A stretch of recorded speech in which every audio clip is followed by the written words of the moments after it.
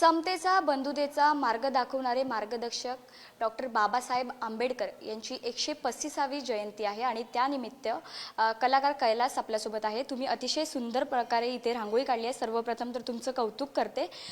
रांगोळीच्या माध्यमातून बाबासाहेबांचं वर्णन तुम्ही कसं कराल? मला तर वाटतं की खऱ्या अर्थानं आमच्या आयुष्याची राखरांगोळी होते त्याला रांगोळीत रूपांतर करण्याचं काम बाबासाहेबांनी केलेलं आहे आणि अनेक गोष्टीचे रंग बाबासाहेबांनी आयुष्यात आणले की मला वाटतं की इथल्या विद्यार्थ्यांपासून पत्रकारांपासून चित्रकारांपासून डॉक्टरपासून इंजिनियरपासून ज्या वसतिगृहात मी राहतोय त्या वसतिगृहांच्या आयुष्याच्या कॅनव्हासवरती रंगवण्याचं काम बाबासाहेबांनी केलं आणि रांगोळ मला वाटतं की रंगांमध्ये ज्यावेळेस मी बाबासाहेबांना बघतोय तर त्यावेळेस सर्व व्यापक बाबासाहेबांनी करुणेचा महासागर बाबासाहेब म्हणूनच मी पाहतोय आणि ते एक विद्यार्थ्यांचं अभिवादन असलं पाहिजे म्हणून करुणेचा महासागर बाबासाहेब म्हणून मी त्या अर्थाने रांगोळी काढण्याचा प्रयत्न करतो। मी रांगोळी तसंच बघतो बाबासाहेबांना ॲज एक कलाकार म्हणून बाबासाहेबांना पाहतोय।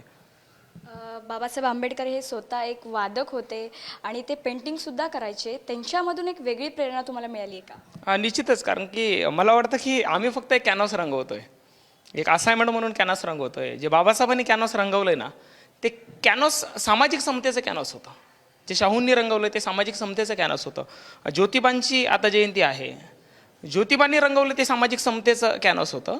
आम्ही फक्त एक कॅनव्हास रंगवतो। एक चित्रकार म्हणून बाबासाहेब माझ्यासाठी आदर्श राहिलेले आहेत, सावित्री आदर्श राहिलेले आहे, शाहू आदर्श राहिलेले आहेत आणि प्रचंड मोठी चित्रकार आहेत। म्हणजे एकंदरीत बघा ना की एकीकडे तुम्ही माईक पण हातामध्ये धरताय, चुलीच्या धुरापासून देशाची धुरा सांभाळण्यापर्यंतच्या भूमिका स्त्रिया घेत आहे, तर ती किती मोठं कॅनव्हास असेल ना की एक चित्रकार म्हणून महात्मा फुले आणि बाबासाहेब।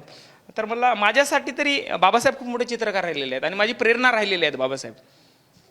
तरुण पिढीसाठी हे खूप महत्त्वाचं आहे कारण अतिशय चांगल्या प्रकारे तुम्ही इथे रांगोळी काढली आणि एक वेगळा सुद्धा स्लोगन देऊन संदेश इथे रांगोळीच्या माध्यमातून दिलाय। तुम्ही आता हल्ली संविधानाबद्दल काय सांगाल? मला तर वाटतं की संविधान सध्या व्हेंटिलेटरवरती जगतंय की काय हा प्रश्नार्थक चिन्ह निर्माण झालेला आहे आणि जसा मी एक कलाकार आहे तसं एक भारताचा नागरिक आहे आणि संविधान कुठेतरी धोक्यात आहे त्याच्यावरती माझं काम पाहणं आहे।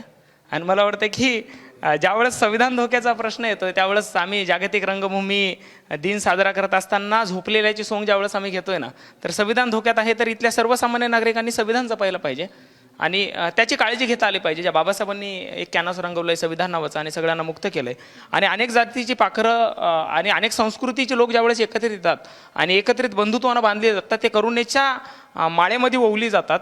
तर ते संविधान एकमेव असा ग्रंथ आहे ज्याने संबंध देश चालतोय, ज्यांना संबंध विविध धर्म परंपरा जात धर्म या गोष्टींना बांधून ठेवतोय आणि त्या गोष्टीला कुठेतरी नाही जपलं तर कदाचित त्या वेगळ्याच गोष्टी घडतील असं मला वाटतं। आणि जयंतीच्या निमित्ताने माझं आव्हान आहे की जर बाबासाहेबांना खऱ्या अर्थानं अभिवादन करायचं असेल तर संविधान जपणं महत्त्वपूर्ण आहे आणि संविधान हेच मला बाबासाहेब कुठेतरी वाटतात। अगदी शेवटचा प्रश्न तुझ्यासाठी, तरुण पिढीला काय मार्गदर्शन करशील? तरुण पिढीला मी हेच मार्गदर्शन करेल की तुम्ही एक बाबासाहेब तसं शिका म्हणले तसं तुम्ही प्रामाणिकपणे शिकावं, स्वतःचा संघर्षात्मक भूमिका घ्याव्या आणि बाबासाहेबांकडून प्रेरणा घ्यायला पाहिजे की आम्ही आयुष्यभर विद्यार्थीच आहे आणि विद्यार्थीच राहणार आहे आणि ती प्रेरणा कुठेतरी घेतलीच पाहिजे। आणि विद्यार्थ्यांना माझं तेच म्हणणं आहे, तरुण पिढीला माझं तेच आहे की आयुष्याच्या शेवटच्या श्वासापर्यंत माणसाला लढण्याची धमक असली पाहिजे आणि तो विद्यार्थी असला पाहिजे। तर खरं तर पाहायला गेलं तर तरुण पिढीने एक नवा जो आदर्श आहे तो ह्यांच्याकडून घेतला पाहिजे। रांगोळीच्या माध्यमातून त्यांनी हा संदेश जो आहे तरुण पिढी असतील किंवा जनतेला हा जो संदेश आहे त्यांनी दिल्याचं आपल्याला पाहायला मिळतं। अतिशय सुंदर प्रकारे ही रांगोळी त्यांनी इथे सादर केली आहे, काढली आहे आणि एक संदेश पण दिला आहे। करुणेचा महासागर म्हणून असं बाबासाहेबांचा उल्लेख त्यांनी इथे केला आहे आणि बाबासाहेबांनी जे की समाजासाठी केलं आहे, स्त्रियांसाठी केलं आहे, ते कधीही न विसरता येणारं काम आहे। बाबासाहेब आंबेडकर जे होते ते प्रत्येक मनात आणि प्रत्येक भारतीय नागरिकांमध्ये जिवंत असणार आहे आणि कायमच राहणार आहे। कॅमेरामॅन अरविंद सोबत साक्षी यादव, साम टीव्ही, मुंबई। देश विदेशातील प्रत्येक घडामोडींचे लाईव्ह अपडेट मिळवण्यासाठी आता साम टीव्हीच्या सर्व सोशल मीडिया प्लॅटफॉर्मला लाईक, फॉलो आणि सबस्क्राईब करा। तसंच सर्व नोटिफिकेशनसाठी बेल आयकॉन प्रेस करायला विसरू नका।